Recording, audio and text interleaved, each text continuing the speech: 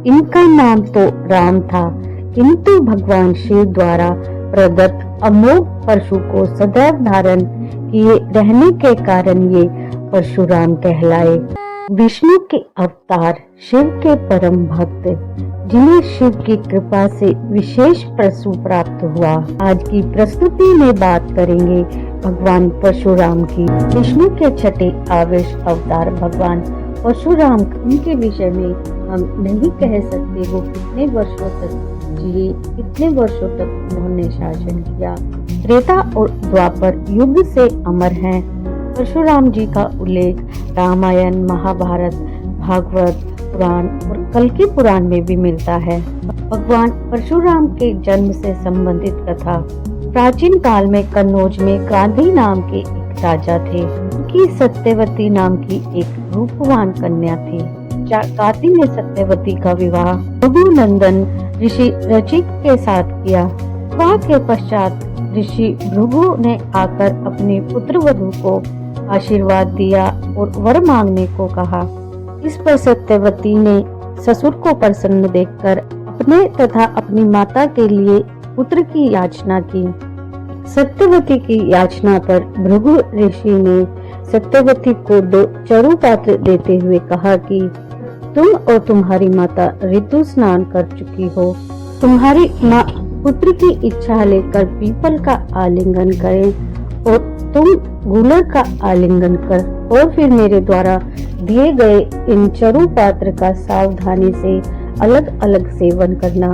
तो जब सत्यवती की माँ ने देखा कि ऋषि भृगु ने अपनी पुत्र वधू को उत्तम संतान होने का चरु दिया है, तो उसने अपने चरु को अपनी पुत्री के चरु से बदल लिया। इस प्रकार सत्यवती ने अपनी माता के चरु का सेवन किया। अपनी योग शक्ति से भृगु को इस बात का ज्ञान हो गया।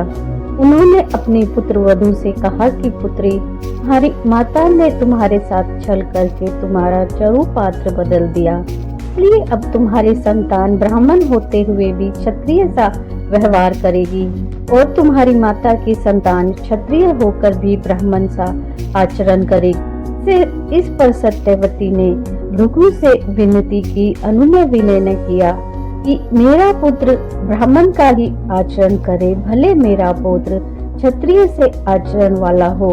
भृगु ने उसकी विनती स्वीकार कर ली।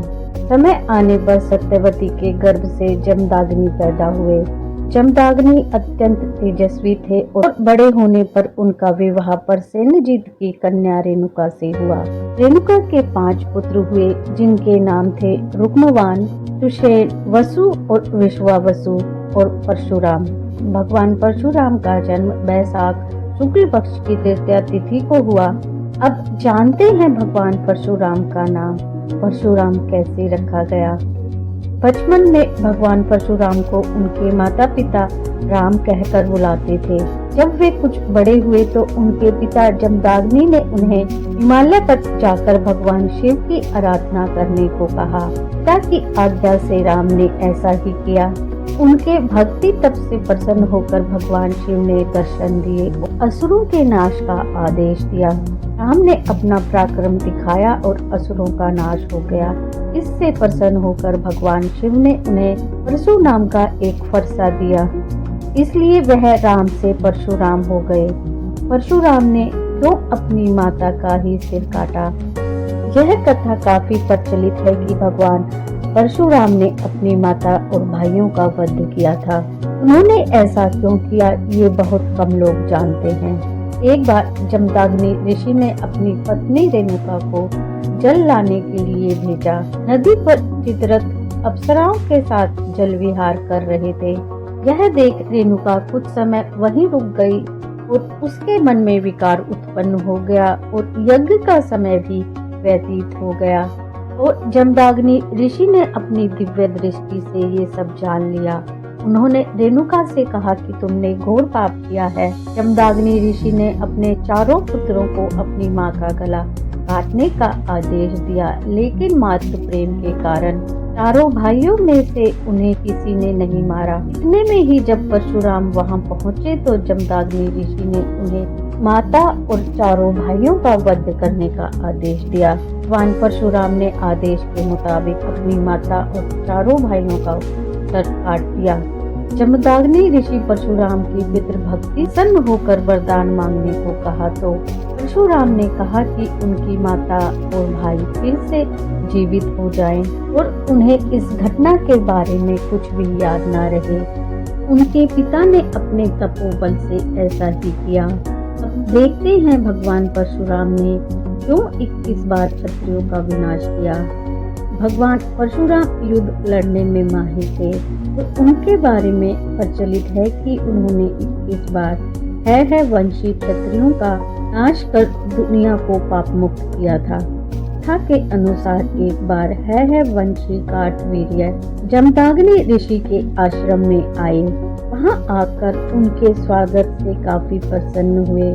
जब उन्होंने जाना कि इसका कारण थी कामधेनु गाय, कार्तवीर्य अर्जुन जाते समय बिना पूछे ही कामधेनु गाय को ले गए। जब परशुराम आश्रम में पहुंचे तो उन्हें यह बात पता चली तो क्रोधित होकर उन्होंने कार्तवीर्य अर्जुन को युद्ध के लिए ललकारा।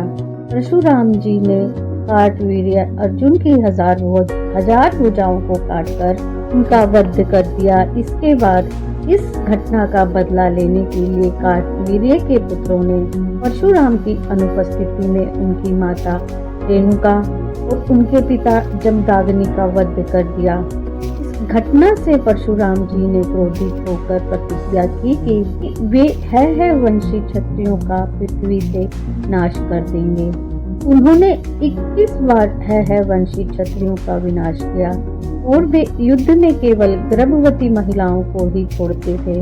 उन्हें है वंशी क्षत्रियों का विनाश करके 5 सरोवर रक्त से भर दिए थे। तभी उनके दादा महर्षि रचिक ने उनको विनाश करने से रोका। गणेश जी का ताज कैसे टूटा, यह तो सभी जानते हैं कि भगवान परशुराम विष्णु जी के आवेश अवतार थे और भगवान शिव के परम भक्त थे। एक बार वो भगवान शिव से मिलने पहुंचे। महादेव ध्यान में थे तो भगवान गणेश ने परशुराम जी को रोक दिया।